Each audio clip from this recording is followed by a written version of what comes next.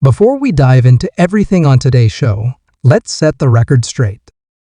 Marshall Green, who hosts our Giants channel here at Chat Sports, seems to think we can't hit 3,000 likes on this video like he did on one of his recent episodes.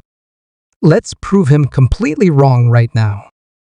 Smash that like button and show Marshall that the Cowboys community always comes through. It's F Marshy baby. Let's get after it together. This week, an interesting and timely roster projection was published by The Athletic's John Machota, a good friend of the show and someone who knows this team inside and out. In his latest 53-man projection, John left an open roster spot at cornerback, hinting strongly that the Cowboys could still make another addition before the season kicks off. He wrote that if Dallas makes another significant roster move between now and the season opener, cornerback is the position to watch. That prediction set off a lot of discussion because it shows the team is very aware of its thin depth at that spot. Whether it's a veteran free agent like Stephon Gilmore or a late camp acquisition, there's every indication the Cowboys know they can't stand pat. Adding a proven corner could come at any point, and maybe it doesn't happen right before training camp begins. John hinted it might occur in August, the way we've seen Dallas make moves after getting a closer look at the depth chart in pads. Remember, they've often waited a week or two into camp before deciding they weren't good enough at a particular position and pulling the trigger on a signing or trade. Looking at the current cornerback depth, it's hard not to share those concerns. Without Trayvon Diggs, the room feels shaky. Josh Butler isn't on the roster, and Savion Red hasn't fully established himself yet. There's hope for Kaiir Elam, but he wasn't exactly lights out in Buffalo. Behind them are names like Colin Barnes, Andrew Booth, Israel Mukwamu, and Nahshon Wright. If there's another injury and we know corner is a spot that takes its share of hits, the Cowboys could be in trouble fast. That's why the idea of adding another corner is gaining momentum. Coming up on today's show, we'll break down some of the top free agents, potential trade targets, and even a few under-the-radar cut candidates Dallas could consider. But first, I want to hear from you. Do you believe the Cowboys will end up signing another corner? Type Y for yes or N for no down in the comments.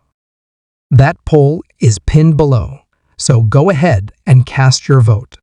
Among the names, Machota specifically mentioned was Stephon Gilmore. This makes a lot of sense. If Dallas goes through the first couple weeks of camp and realizes the group isn't ready, Gilmore is the type of veteran who could step right in and contribute. Just look at last season.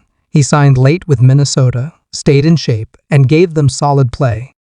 Gilmore knows the Cowboys system, and there's familiarity the front office values. Even though he's turning 35, he still has the instincts to be a reliable stopgap starter. Reports said he didn't want to leave Dallas in the first place. He hoped to return, but the Cowboys chose to invest in younger options. He was serviceable in Minnesota, proving he's not washed up yet. The big question is what the contract would look like. Gilmore earned $7 million last season. Shaquille Griffin just signed in Seattle for $3 million with incentives up to $4 million. Realistically, Gilmore's next deal probably lands somewhere in between. He's no longer an elite corner, and no one should expect him to be, but he could absolutely be CB2 or CB3 until younger players are ready. If he's willing to take that role, it's a smart move. Let's look at a few other free agents. Mike Hilton is intriguing if you want more run defense and prefer Darren Bland on the outside. The Bengals used Hilton mostly on early downs last season and sat him in passing situations, which is a red flag. Still, as a nickel-only defender, he's a top option.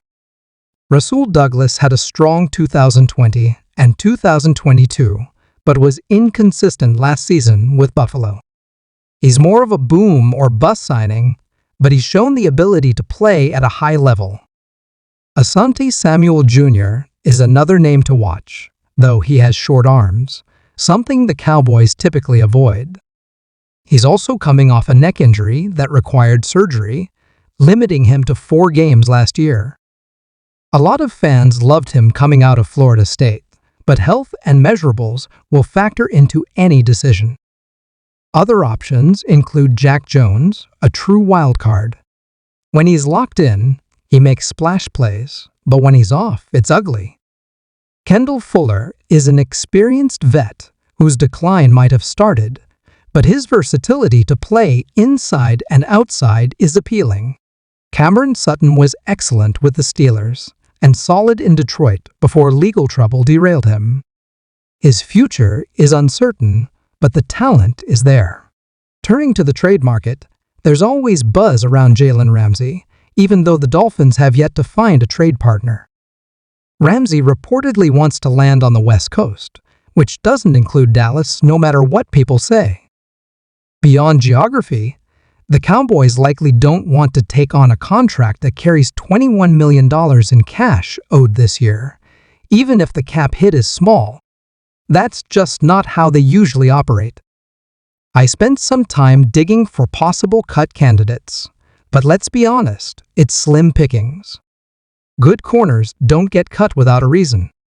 Names like Jalen Armour-Davis, Damari Mathis, Trey Avery, Bryce Hall, and Bobby Price could end up available if their teams move on, but none are slam dunk upgrades. Before you go, don't forget you can grab Cowboys 4th of July gear at chatsports.com/cowboys4th. The link is in the description and comments. Hit that subscribe button so you don't miss any breaking news, signings, or rumors as this roster keeps evolving. This has been your Cowboys Report, and we'll see you next time with even more updates on America's team.